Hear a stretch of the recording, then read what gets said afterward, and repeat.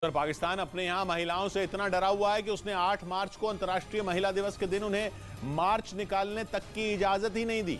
2018 से पाकिस्तान के बड़े शहरों में महिला दिवस पर मार्च निकाले जा रहे हैं, लेकिन लाहौर में औरत मार्च के नाम से निकलने वाले जुलूस को प्रशासन ने इजाजत देने से साफ मना कर दिया। दलील ये दी गई कि मार्च के दौरान महिलाएं आपत्तिजनक प्लेकार्ड और बैनर लेकर सड़कों पर उतरती हैं, जबकि औरत मार्च के जरिए पहले तलाक और यौन शोषण जैसे मुद्दे उठाए गए। आरोप लगाया जाता है कि औरत मार्च में पश्चिमी सभ्यता का डंका पीटा जाता है और इस्लाम का मजाक उड़ाया जाता है। लाहौर में औरत मार्च पर बैन लगाने के पीछे सुरक्षा कारणों का भी हवाला दिया गया, लेकिन पाकिस्तान के दोगलेपन का पर्दाफाश तब हुआ जब ठीक उसी दिन धार्मिक संगठनों के हया मार्च को निकालने की मंजूरी दे दी गई।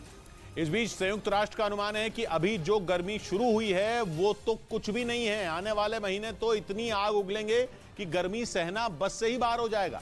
ये चेतावनी संयुक्त राष्ट्र की एजेंसी WMO यानी वर्ल्ड मीटरोलॉजिकल ऑर्गेनाइजेशन ने दी है और आशंका जताई कि कुछ ही महीनों में गर्मी इतनी बढ़ेगी कि पहले ही ग्लोबल वार्मिंग से जूझ रही ये पृथ्वी भट्टी बन जाएगी। भारत में तो फरवरी और मार्च ने ही लोगों का पसीना निकाल दिया है। उस पर अप्रैल के बाद मौसम ऐसा सुलगेगा कि हो सकता है कि इंसान हार ही मान ले।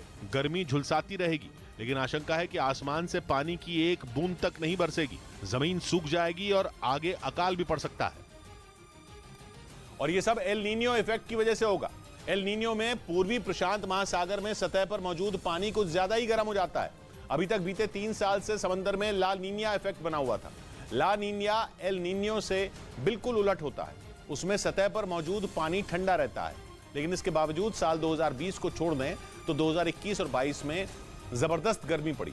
अब जब ठंडा ला नीनिया ही गर्मी से राहत नहीं दिला पाया तो फिर एल नीनियो तो गर्मी ही लाता है, जिसका पूरी दुनिया के मौसम पर असर पड़ता है। भारत भी इससे नहीं बच पाएगा, क्योंकि एल नीनियो की वजह से भारत में मानसून लाने वाली हवाएं कमजोर पड़ सकती हैं और अगर बारिश नहीं हुई तो सूखा पड़ेगा। और पहले ही फरवरी में पड़ी गर्मी सारे रिकॉर्ड तोड़ चुकी है। 1901 के बाद बीता फरवरी सबसे गर्म रहा है, जिसकी वजह से पहले ही गेहूं, दाल और तिलहन की फसलों पर खतरे के बादल मंडरा रहे हैं। उस पर अगर एल नीनियो इफेक्ट भी आ धमका तो हालात संभाले नहीं संभलेंगे, क्योंकि अगर गर्मी भी जबरदस्त पड़ी और ऊपर से बारिश भी नहीं हुई तो फसल बर्बाद होगी, और फसल बर्बाद हुई तो खाने की चीजों के दाम बढ़ेंगे। वो भी ऐसे बढ़ेंगे कि महंगाई कमर तोड़ डालेगी। इससे वित्तीय घाटे का हिसाब भी बिगड़ सकता है। इधर प्रधानमंत्री नरेंद्र मोदी ने भीषण गर्मी से निपटने और मानसून से जुड़ी तैयारियों पर दिल्ली में एक अहम बैठक की।